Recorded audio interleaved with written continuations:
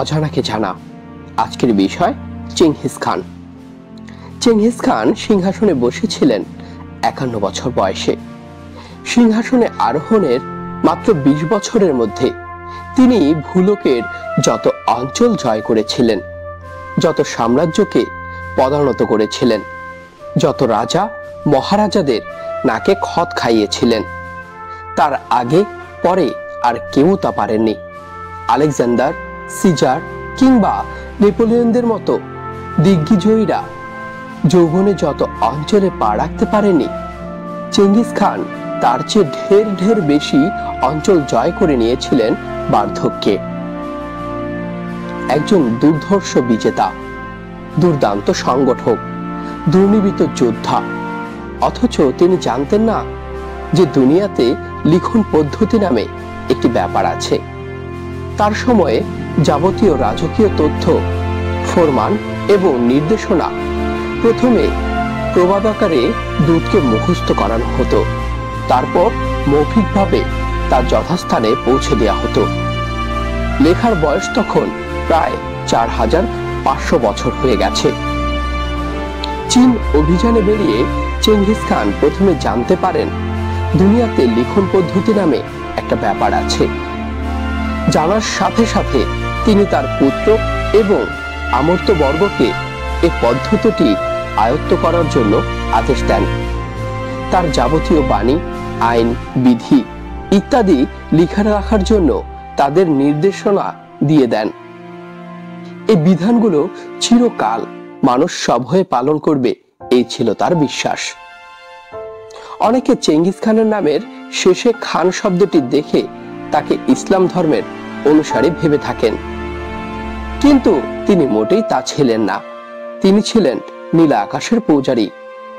আকাশকেই তিনি তার প্রভু মনে করতেন।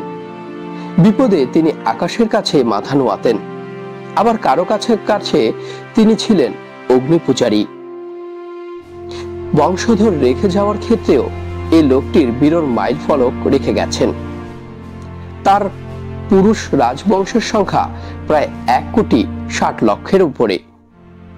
সন্তানদের যদি ধন সম্পদের সাথে তুলনা করা হয়, তাহলে নিশ্চয় চেঙ্গিস খানের চেয়ে ধনী বাবা পৃথিবীতে খুঁজে পাওয়া কঠিন হয়ে যাবে।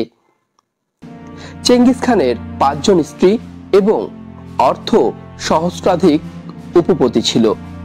তবে এদের মধ্যে তিনি তার প্রথম স্ত্রী বর্তের আশেপাশে কাউকে আসতে দেননি। বিয়ের কিছুদিন পরেই বর্তে অপহৃত ছিল। অবধারিতভাবে তার শ্লীলতাহীনতা করা হয়েছিল। চেঙ্গিস খান সেখান থেকে বর্তকে উদ্ধার করেছিলেন এবং স্ত্রীর মর্যাদাপূর্ণ প্রতিষ্ঠিত করেছিলেন। অপহরণের কিছুদিন পরে বর্তে সন্তান সম্ভব হলেও চেঙ্গিস খান সে সন্তানকে নিজের সন্তান হিসেবে গ্রহণ করেন। চেঙ্গিস খান নিজের প্রকৃতির আঁকা মোটেও পছন্দ করতেন না। তাই চেঙ্গিস খানের কোনো আসল ছবি আমাদের কাছে নেই। যেগুলো তার ছবি বলে চালিয়ে দেওয়া হয়, সেগুলো আসলে পরবর্তী প্রজন্মের শিল্পীদের কল্পনা।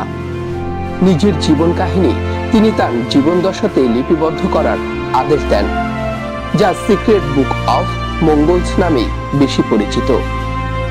বলতে গেলে রহস্যময় এই মানুষটির জীবন সম্পর্কে জানার একমাত্র বিশ্বস্ত সূত্র এটি।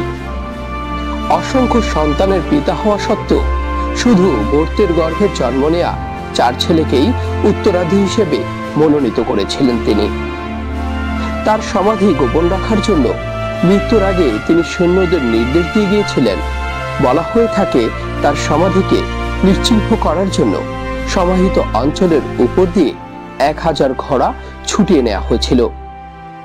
চেঙ্গিস খানের সমাধি যেন কোনো প্রমাণ না থাকে, তাই সমাধির উপর 1000 ঘোড়া নিয়ে ঘোড়সাওয়াররা দৌড়ায়।